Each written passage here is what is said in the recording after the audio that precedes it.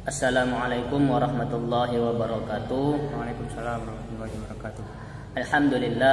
Alhamdulillahi rabbil alamin. Wa bihi nasta'inu ala umurid dunya waddin. Wassalatu wassalamu ala asrafil anbiya'i wal mursalin wa ala alihi wa sahbihi ajma'in. Amma ba'du.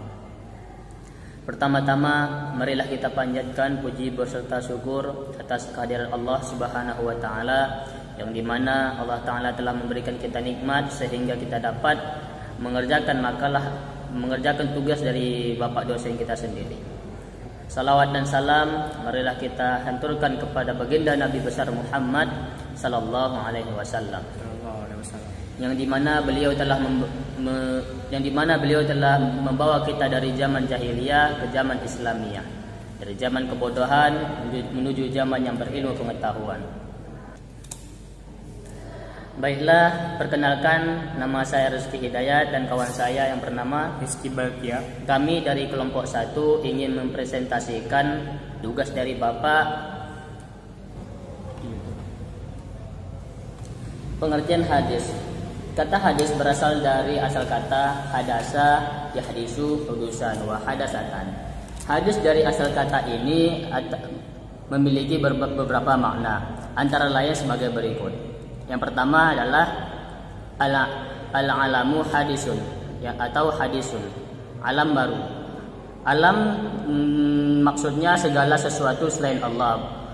Baru berarti diciptakan setelah tidak ada. Makna etimologi ini mempunyai konteks teologis bahwa segala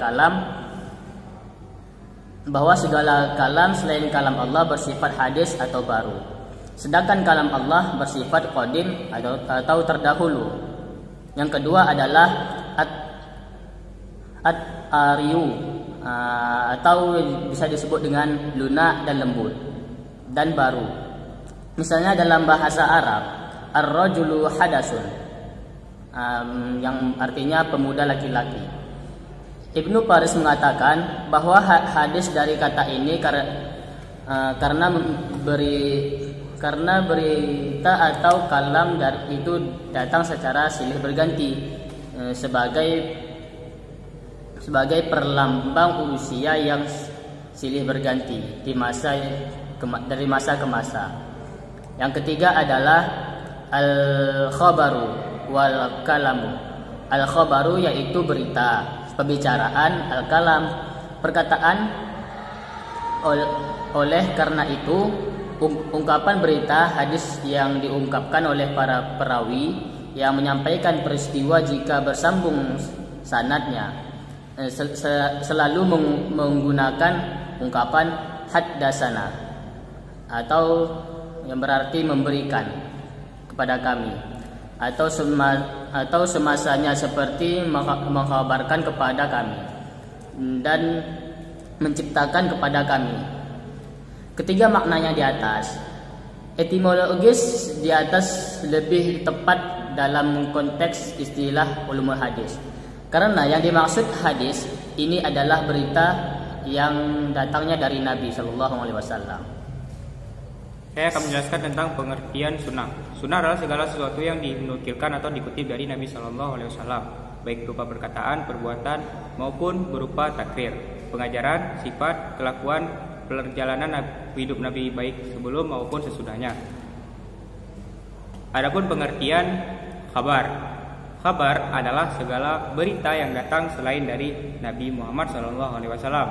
Dalam arti lain, kabar bisa dari orang-orang terdekat Nabi yang dikenal saleh dan dapat dipercaya, yaitu sahabat dan tabi'in. Pengertian atsar adalah jamak dari unsur, yang artinya bekasan atau sisa-sisa dari sesuatu. Para fuqaha menggunakan istilah ini untuk perkataan dari ulama, salaf, tabi'in, sahabat dan lain-lainnya. Setelah itu perbedaan hadis, sunnah, khabar dan atsar. Hadis adalah sesuatu yang diberitakan atau diperbincangkan dari seorang kepada orang lain.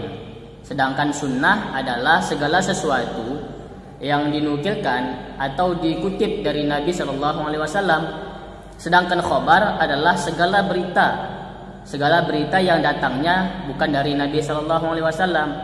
Dan atsar adalah jamak dari utsur. Jamak dari utsur yang artinya bekasan atau sisa-sisa dari sesuatu. Hadis Nabawi ialah apa saja yang disandarkan kepada Nabi Shallallahu Alaihi Wasallam, baik berupa perkataan, perbuatan, persetujuan maupun sifat.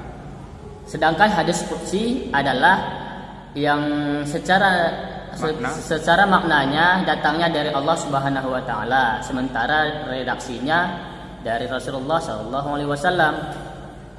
Sedangkan Al-Qur'an adalah kalam Allah yang bersifat mukjizat yang diturunkan kepada Nabi Muhammad Shallallahu Alaihi Wasallam, yang tertulis di mushaf, diriwayatkan secara mutawatir, dan bagi yang membacanya adalah sebagai sebuah ibadah. Mungkin hanya ini yang dapat kami sampaikan, hanya ini yang dapat kami presentasikan pada tugas kali ini.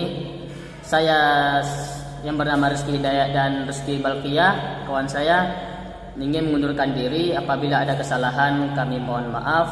Wabillahi taufiq wal hidayah. Wassalamualaikum warahmatullahi wabarakatuh. Waalaikumsalam.